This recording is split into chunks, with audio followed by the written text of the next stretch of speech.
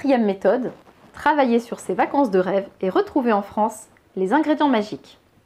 Est-ce qu'il t'est déjà arrivé de partir en vacances à l'étranger en avion et de te dire que c'était pas tes vacances de rêve, de te dire que tu avais loupé un truc? Moi par exemple, j'ai fait des vacances en Norvège il y a quelques années. Donc on s'est posé là-bas, on a fait un grand trajet, on a fait en fait 3000 km en 15 jours. Donc on a vu beaucoup de pays, mais on l'a surtout vu en fait de la voiture. J'ai envie de dire qu'on n'a pas vécu énormément de choses là-bas. Et c'est vrai qu'en revenant, on s'est dit, en fait, c'est pas ça qui nous convient comme vacances. Nous, ce qu'on aime, c'est marcher, c'est se sentir vraiment au contact avec la nature. C'est pas de faire voilà, beaucoup de trajets. Et donc, on a tiré des leçons pour la suite. Et le jour où on est parti en Islande, eh ben, écoute, on a fait juste le petit quart sud-ouest de l'Islande. Voilà, on a fait juste une petite partie. On s'est dit, bah, peut-être on reviendra, on fera le reste une autre fois. Mais on n'a certainement pas pris juste le fait de faire la route principale avec énormément de voitures. Parce que c'était pas quelque chose qui nous convenait. A l'inverse, en Norvège, ce que j'ai adoré, c'est de faire du camping itinérant, hein, de faire des petits sauts de puce, de monter sa tente le soir et de camper dans cet environnement un peu frais, qui finalement je connaissais pas le camping quand il fait 10-15 degrés, tu vois, et en fait, bah, c'est quelque chose que j'ai adoré. Donc c'est quelque chose que j'ai gardé pour la suite, et c'est ce qu'on a fait en Islande, de camper tous les jours à un endroit différent, c'était vraiment génial. Le truc qui peut le plus vite s'éloigner des vacances de rêve, je sais pas si tu as remarqué, c'est les vacances avec les amis. Alors ça, c'est terrible, hein. Il faut vraiment arriver à trouver le bon ingrédient pour que ça se passe bien. Donc nous, voilà, au bout de plusieurs itérations, on a fini par comprendre que pour que ça se passe bien avec les amis, il ne faut pas qu'on soit tout le temps en train d'organiser des choses et de devoir voilà, se mettre d'accord à longueur de journée, faire des compromis en permanence, parce que ça, c'est épuisant. On a compris qu'il fallait louer une maison, accessible à pied de la mer, chacun vit sa vie, on se retrouve là-bas. S'il y en a qui sont prêts plus vite, ils partent plus vite. S'il y en a qui mettent du temps à se préparer, ils partent plus lentement. Et on est arrivé comme ça à trouver un équilibre sympathique. Voilà, ce que je veux dire, c'est que tu as dû remarquer dans ta vie qu'il y a des vacances qui étaient des vacances de rêve, des vacances qui n'étaient pas des vacances de rêve, et que ça n'avait en fait rien à voir avec le fait de prendre l'avion ou de ne pas prendre l'avion.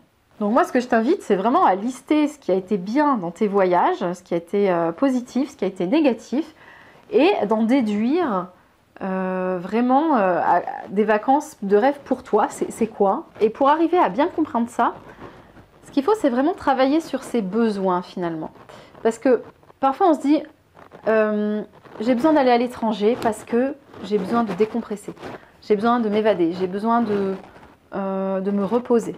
Il faut revenir à ses besoins, parce que le besoin fondamental, c'était pas d'aller sur une plage en Thaïlande peut-être, c'était juste de te reposer. Et se reposer, on peut le faire vraiment dans plein d'autres endroits que l'autre bout du monde.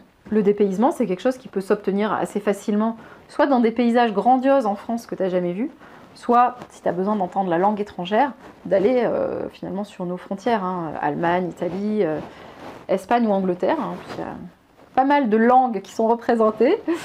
Il y a moyen de voyager pas trop loin et d'obtenir du dépaysement. Voilà, donc ce qu'il faut retenir, c'est que tes vacances, c'est pas parce qu'elles sont à l'étranger qu'elles seront bien, et qu'il faut vraiment faire un travail sur ses besoins vis-à-vis des vacances et essayer de retrouver ça le plus près possible.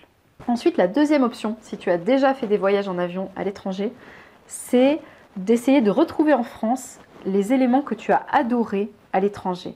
La France, c'est un pays qui a une diversité absolument incroyable de paysages. Là, je vais te citer ma tante qui a énormément voyagé dans le monde, qui a vécu plusieurs années au Brésil. Et quand elle est revenue en France, elle a dit « mais la France, c'est le plus beau des pays ». Alors, chacun aura son avis là-dessus, mais en tout cas, une chose est sûre, c'est qu'il y a beaucoup de paysages très diversifiés et aussi des paysages grandioses en France. Donc par exemple, moi, les lacs de Norvège sont des grands lacs avec une grande vue. C'est quelque chose que j'ai retrouvé au lac du Bourget, par exemple. Je ne sais pas si tu es déjà allé au lac du Bourget dans les Alpes. C'est absolument grandiose. Tu as cette espèce de falaise en face sur laquelle tu peux voir le lever du soleil et ce grand lac.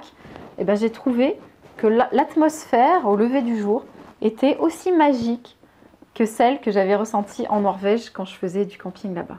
Ensuite, de mes voyages au Japon, ce que j'ai préféré, c'est cet aspect fusion avec la nature. Quand on est dans les collines, qu'il y a la brume, hein, la brume dans la forêt japonaise.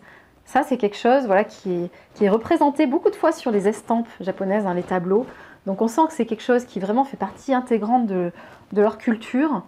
Et ben c'est quelque chose que j'ai retrouvé en France, figure-toi, dans la forêt des Vosges. Alors les Vosges, c'est des montagnes qui sont peut-être un peu moins connues que les Alpes ou les Pyrénées, alors que c'est vraiment une forêt dans laquelle on trouve une ambiance magique, c'est-à-dire que tu as de la mousse sur les rochers, et tu vas retrouver, par temps de pluie, ces bancs de brume qui se baladent. Et moi, j'ai retrouvé cet aspect-là, et du coup, c'est un endroit où j'ai plaisir à retourner régulièrement, parce que mon besoin de connexion avec la nature, eh ben, il est satisfait dans les Vosges. Voilà, j'ai pas besoin de retourner au Japon, j'ai pas besoin de retourner en Norvège parce que mon besoin de voir des paysages grandioses, il est satisfait au lac du Bourget, avec les glaciers du Mont Blanc. Voilà, on arrive à retrouver en France en fait des éléments qu'on a retrouvés ailleurs, et donc je t'invite toi-même à reprendre tes voyages, à regarder les ingrédients qui te manquent et à essayer de voir si tu peux les retrouver en France.